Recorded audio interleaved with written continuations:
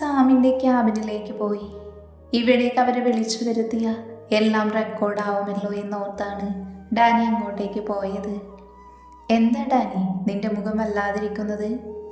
ക്യാബിനിൽ വന്നിട്ടും ഒന്നും മിണ്ടാതിരിക്കുന്ന ഡാനിയെ നോക്കി അങ്ങോട്ട് വന്ന ആൽവി ചോദിച്ചു. അത് വേറൊന്നും അല്ലടാ, ആ പൊന്ന മോൻ കാരണം എൻ്റെ പെണ്ണിനോട് സ്നേഹത്തോടെ ഒന്ന് സംസാരിക്കാൻ പോലും പറ്റുന്നില്ല എനിക്ക്. ഞാൻ വിചാരിച്ചു വീട്ടിൽ മാത്രമേ ഞങ്ങളുടെ പിന്നാലെ ആളുകൾ നടക്കുന്നുള്ളൂ എന്ന്. പക്ഷേ ഓഫീസിൽ പോലും ശരിക്കും എൻ്റെ പെണ്ണിനോട് സംസാരിക്കാൻ പറ്റാത്ത അവസ്ഥയിലാണ് ഞാനിപ്പോൾ. ഡാനി വലിഞ്ഞു മുറുകിയ മുഖത്തോടെ സാമിനെയും ആൽവിയെയും നോക്കി പറഞ്ഞു. ഡാനിയുടെ സംസാരത്തിൽ നിന്ന് തന്നെ അവൻ്റെ ഉള്ളിലെ ദേഷ്യം അവർക്ക് മനസ്സിലായിരുന്നു. അവരുടെ ഒരു ക്യാമറ കൊടുക്കുന്നുണ്ട് ഞാൻ എല്ലാവർക്കും. ദേഷ്യത്തോടെ പല്ല് കടിച്ചമർത്തിക്കൊണ്ട് ഡാനി പറഞ്ഞു. ഡാനി, നിങ്ങൾ രണ്ടുപേരും കുറച്ച് ദിവസം ഒന്ന് ക്ഷമിക്ക്, നമുക്ക് ശരിയാക്കാം. ഇപ്പം കുറച്ച് അവർ ജയിക്കട്ടെ, പിന്നെയാണ് അവരുടെ തോൽവി. സാം എന്തൊക്കെയോ മനസ്സിൽ ഓർത്തുകൊണ്ട് ഡാനിയോട് പറഞ്ഞു. അങ്ങനെ ഓർത്ത് തന്നെയാ ഞാനിതൊക്കെ ക്ഷമിക്കുന്നത്. ഞാനും ശ്രീയും അടുപ്പത്തിലാണോ അല്ലയോ എന്നറിയുന്നതാണ് അവരുടെ പ്രധാന ലക്ഷ്യം. വീട്ടിൽ മാത്രമല്ല ഓഫീസിലും ഈ പന്ന മക്കളെ പേടിക്കേണ്ട അവസ്ഥയാണിപ്പോൾ. ഇല്ലെങ്കിൽ നമ്മുടെ ലക്ഷ്യത്തിൽ നമുക്ക് എത്തിച്ചേരാൻ കഴിഞ്ഞെന്ന് വരില്ല. അതുകൊണ്ട് മാത്രമാണ് ഞാനിപ്പോൾ എല്ലാം ക്ഷമിച്ചു നിൽക്കുന്നത്. ഡാനിയുടെ വാക്കുകൾ കേട്ടതും സാമിൻ്റെ മുഖം വലിഞ്ഞു മുറുകി. നിങ്ങൾ രണ്ടുപേരും ഞാൻ പറയുന്നത് പോലെ ഇനിയുള്ള കാര്യങ്ങൾ ചെയ്യണം. ഡാനി അത് പറഞ്ഞ് ക്രൂരമായി ഒന്ന് പുഞ്ചിരിച്ചു. എന്താടാ നീ പറയേ? 2 ദിവസം കഴിഞ്ഞിട്ട് ഞാൻ അമ്മച്ചിയെ അമേരിക്കയിൽ നല്ലൊരു ഡോക്ടറെ കാണിക്കാൻ ബുക്ക് ചെയ്തിട്ടുണ്ട്. അനി വഴിയാണ് ഇങ്ങനൊരു ഡോക്ടറെ കുറിച്ച് അറിഞ്ഞത്. എഴുന്നേറ്റ് നടക്കാൻ കഴിയുമെന്നാണ് അവൻ പറഞ്ഞത്. നമുക്കൊന്ന് ട്രൈ ചെയ്ത് നോക്കാം. ഞാനും ശ്രീയും പോകാമെന്നാണ് കരുതിയിരുന്നത്. പക്ഷേ ഇപ്പം അത് ശരിയാവില്ല. എനിക്കും ശ്രീക്കും പകരം അവിടെ പോകേണ്ടത് സാമും അനിയുമായിരിക്കണം. നിങ്ങൾക്ക് സഹായത്തിന് ശ്രീയുടെ വീട്ടിലെ സീതമ്മയും ആരുവും ഉണ്ടാവും. മാളുവിനെ നമ്മുടെ വീട്ടിലേക്ക് കൊണ്ടുവരാം. അവൾ അല്ലുവിൻ്റെ കൂടെ നിന്നോളും. അതൊക്കെ ഓക്കെ. അപ്പം നീയും ശ്രീയും എങ്ങോട്ട് പോകുക? ആൽവി അത് ചോദിച്ചതും ഡാനിയുടെ ചുണ്ടിൽ ആരെയും മയക്കുന്ന വശ്യമായൊരു പുഞ്ചിരി വിരിഞ്ഞു. അതൊന്നും നിങ്ങൾ അറിയണ്ട. എനിക്കും ശ്രീക്കും വേണ്ടി മാത്രമുള്ളൊരു ദിനങ്ങളായിരിക്കും അത്. എന്താടാ കലിപ്പ, നിന്റെ മുഖത്തൊരു വല്ലാത്ത ചിരിയൊക്കെ? സാം ഡാനിയെ നോക്കി ചോദിച്ചു. ഇനിയും എൻ്റെ പെണ്ണിൽ നിന്നും അകന്നു നിൽക്കാൻ എനിക്ക് കഴിയില്ല. ഇന്നത്തെ ഒരു ദിവസം നാളെയും കഴിഞ്ഞ് കിട്ടുന്നവരെ അവളോട് ശരിക്കൊന്ന് സംസാരിക്കാൻ പോലും കഴിഞ്ഞെന്ന് വരില്ല. എൻ്റെ ഓഫീസിലും റൂമിലും വീട്ടിലും എല്ലായിടത്തും എന്തിന് കാറിൽ പോലും ക്യാമറ ഉണ്ടാവുമോ എന്നെനിക്ക് സംശയമുണ്ട്. അതുകൊണ്ട് തൽക്കാലം ശ്രീയോട് പിണങ്ങി നിൽക്കാൻ എനിക്ക് പറ്റത്തുള്ളൂ. വേറെ മാർഗമില്ല. പക്ഷേ അത് അവൾക്കൊരിക്കലും താങ്ങാൻ കഴിഞ്ഞെന്ന് വരില്ല. ഇപ്പം അവൾ വേദനിക്കുന്നതിൻ്റെ ഇരട്ടി സന്തോഷം ഞാൻ അവൾക്ക് കൊടുത്തിരിക്കും. അപ്പോൾ ഈ 2 ദിവസം അവൾ അനുഭവിക്കുന്ന വേദനയുടെ ഇരട്ടി സന്തോഷം അവൾക്കായി ഞാൻ കൊടുക്കണ്ടേ? അതല്ലേടാ അതിൻ്റെ ഒരു ശരി. അതിനുവേണ്ടി ഞങ്ങളൊന്ന് മാറി നിൽക്കാൻ പോകുന്നു, അത്ര തന്നെ. അപ്പോൾ നീ ഹണിമൂണിന് പോകുവാണോ? സാം പുഞ്ചിരിയോടെ ഡാനിയെ ആക്കിയൊന്ന് നോക്കിക്കൊണ്ട് ചോദിച്ചു. ഹണിമൂണെന്നും പറയാം. 2 ദിവസം ഞാനും ശ്രീയും ഗസ്റ്റ് ഹൗസിലായിരിക്കും. ചിലപ്പോൾ അവിടെ നിന്ന് വേറെ എങ്ങോട്ടെങ്കിലും പോയി എന്നിരിക്കും. അത് അപ്പോഴത്തെ ഒരു സാഹചര്യം പോലെ. ഓ, അപ്പോൾ അവളെ അങ്ങ് സ്നേഹിക്കാൻ തന്നെ തീരുമാനിച്ചു അല്ലേ? ആൽവി കളിയാക്കി ചോദിച്ചു. ഇനിയും സ്നേഹിച്ചില്ലെങ്കിൽ അത് ശരിയാവില്ല, ഗൗരവത്തോടെ പറഞ്ഞുവെങ്കിലും അവൻ്റെ ചുണ്ടിൻ്റെ കോണിൽ പുഞ്ചിരി ഉണ്ടായിരുന്നു. അപ്പം അവൻ്റെ മനസ്സിൽ അവൻ്റെ ശ്രീ മാത്രമായിരുന്നു ഉണ്ടായിരുന്നത്. ശരി, എല്ലാം പറഞ്ഞതുപോലെ ഞാനൊന്ന് ചെന്ന് നോക്കട്ടെ. പെണ്ണിപ്പോഴും കരയുമായിരിക്കും. അല്ല ഡാനി, ആരുവിനെ കൂടെ കൊണ്ടുപോകേണ്ട ആവശ്യം എന്താ? സാം ഒരു സംശയത്തോടെ ഡാനിയെ നോക്കി ചോദിച്ചു. അതെ, എനിക്കൊരു കൂട്ടിന്, ഡാനി കണ്ണുറുക്കി പറഞ്ഞു. ഓ അങ്ങനെ, അപ്പം ഞാൻ മാത്രം തനിച്ചായിരിക്കും, സാം വിഷമത്തോടെ പറഞ്ഞു. നിനക്ക് കൂട്ടിന് അല്ലുവിനെ കൊണ്ടുപോകണോ നിനക്ക്? ഡാനി പെട്ടെന്ന് ചോദിച്ചതും സാമും ആൽവിയും ഞെട്ടി. സാം ഞെട്ടിയത് തൻ്റെ ഉള്ളിലെ ആരും അറിയാത്ത പ്രണയം എങ്ങനെ ഡാനി അറിഞ്ഞു എന്നായിരുന്നു അവൻ്റെ സംശയം.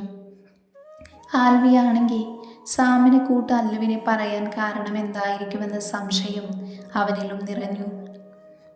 അതൊക്കെ വിട്. അപ്പം എല്ലാം ഞാൻ പറഞ്ഞ പോലെ ഈ 2-3 ദിവസം നമ്മുടെ ഓഫീസ് കാര്യങ്ങൾ നോക്കേണ്ടത് നീയാണ് ആൽവി, അത് മറക്കണ്ട. സാമിൻ്റെ ഞെട്ടിയ മുഖം കണ്ട് വിഷയം മാറ്റാനെന്നോണം ഡാനി പറഞ്ഞു. അതൊക്കെ ഞാൻ നോക്കിക്കോളാം ഡാനി, നീ അതോർത്ത് ടെൻഷനാവേണ്ട. എന്ന് ഞാൻ ചെല്ലട്ടെ. അതും പറഞ്ഞ് ഡാനി പുറത്തേക്ക് പോവാൻ നിന്നു. പെട്ടെന്ന് സാമിൻ്റെ അടുത്തേക്ക് അവൻ വന്നുകൊണ്ട് പറഞ്ഞു, മതി ഞെട്ടി നിന്നത്. നീ പറഞ്ഞില്ലെങ്കിലും നിന്റെ മനസ്സിലെ ഇഷ്ടം എനിക്കറിയാം സാം. അതും പറഞ്ഞ് ഡാനി പുറത്തേക്ക് പോയി. സാം, നീ എന്താലോചിച്ച് നിൽക്കുക? ആൽവി അവൻ്റെ തോളിൽ തട്ടി ചോദിച്ചപ്പോഴാണ് അവൻ സ്വബോധത്തിലേക്ക് വന്നത്. ഒന്നുമില്ലടാ, ഞാൻ എന്തോ ഓർത്തുപോയതാ. സാം എങ്ങനെയോ പറഞ്ഞൊപ്പിച്ചു. എന്നാ നിന്റെ ജോലി നടക്കട്ടെ. അതും പറഞ്ഞ് ആൽവിയും പോയി. അവൻ പോയതും സാം ഒരു പുഞ്ചിരിയോട് അവൻ്റെ കസേരയിലേക്ക് ചാരിയിരുന്നു. ആ സമയം അവൻ്റെ മനസ്സിൽ മുഴുവൻ നിറഞ്ഞു നിന്നിരുന്നത് അല്ലുവിൻ്റെ ചിരിച്ച മുഖമായിരുന്നു. ഡാനി ക്യാബിൻ കയറി അവൻ്റെ കണ്ണുകൾ ആദ്യം പോയത് നന്ദുവിൻ്റെ ക്യാബിനിലേക്കാണ്. കമ്പ്യൂട്ടറിലേക്ക് നോക്കിയിരിക്കുകയാണെങ്കിലും കണ്ണും മൂക്കുമൊക്കെ ചുവന്ന് വീങ്ങിയിട്ടുണ്ട്. രാവിലെ താൻ ദേഷ്യപ്പെട്ടതിൽ അവൾ ഒത്തിരി കരഞ്ഞിട്ടുണ്ടെന്ന് അവന് മനസ്സിലായി.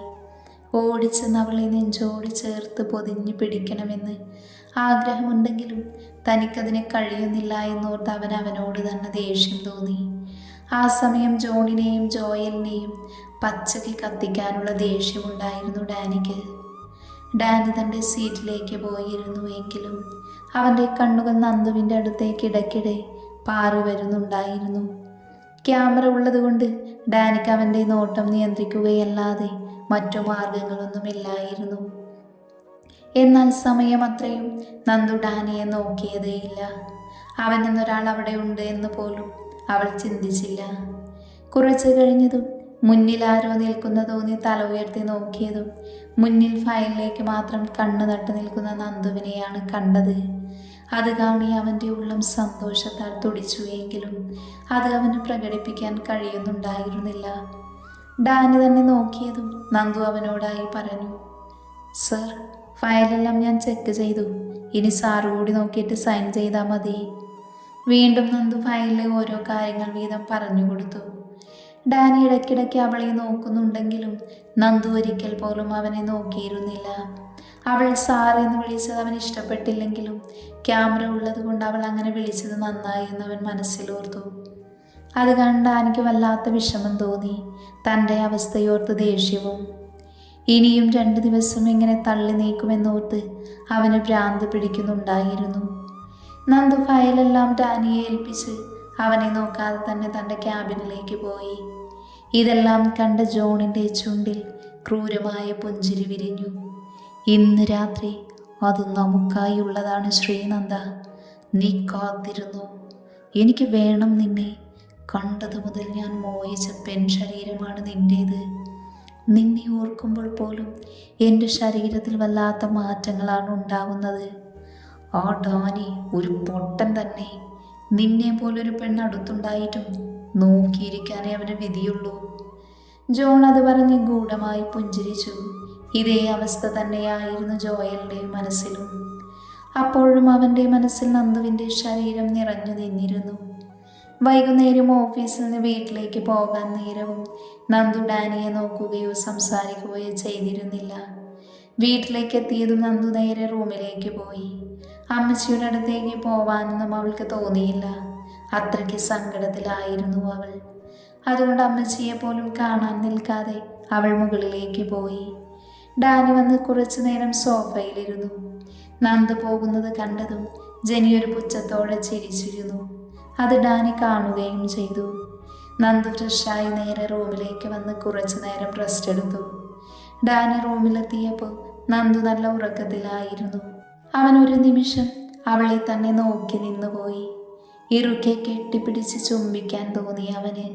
പക്ഷെ സാഹചര്യം മനസ്സിലായതും എല്ലാം ഉള്ളിലൊതുക്കി അവൻ ഫ്രഷാവാൻ പോയി.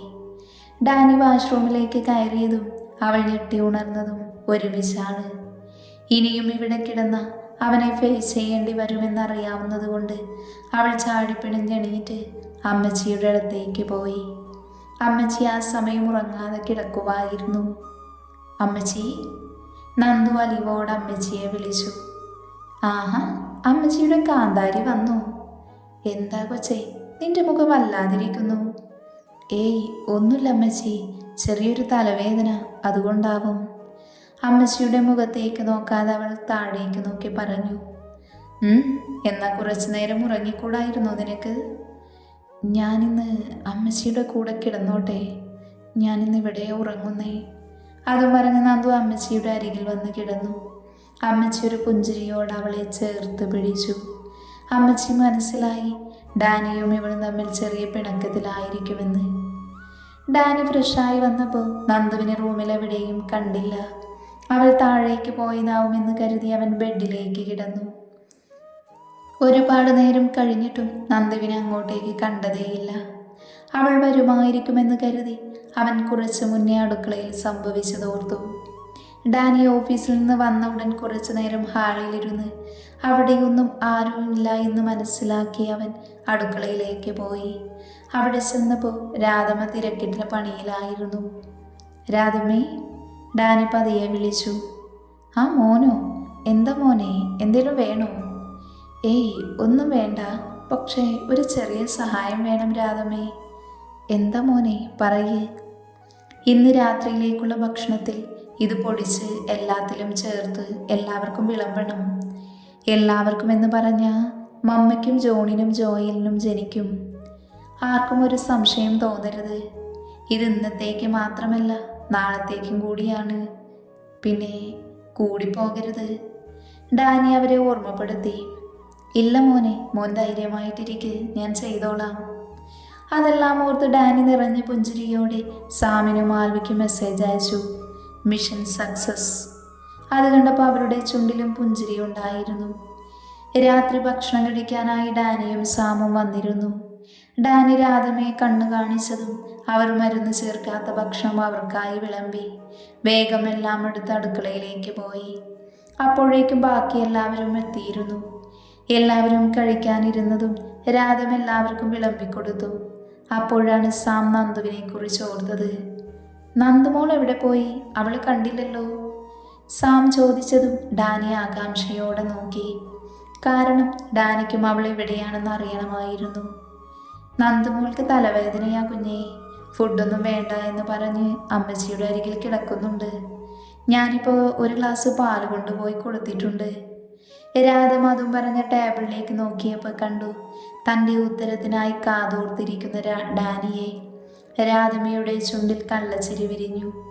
കാരണം രാധമ്മയോട് നന്ദു ഒന്ന് സൂചിപ്പിച്ചിരുന്നു ഡാനി വഴക്കു പറഞ്ഞു എന്ന്. അയ്യോ, എന്നിട്ടിപ്പോൾ കുറവില്ലേ? സാം ആദിയോടെ ചോദിച്ചു. കുറവുണ്ട് മോനെ, അവളിന്ന് അമ്മച്ചിയുടെ കൂടെയാ കിടക്കുന്നത്, പിന്നെ ഭക്ഷണമൊന്നും വേണ്ടല്ലോ.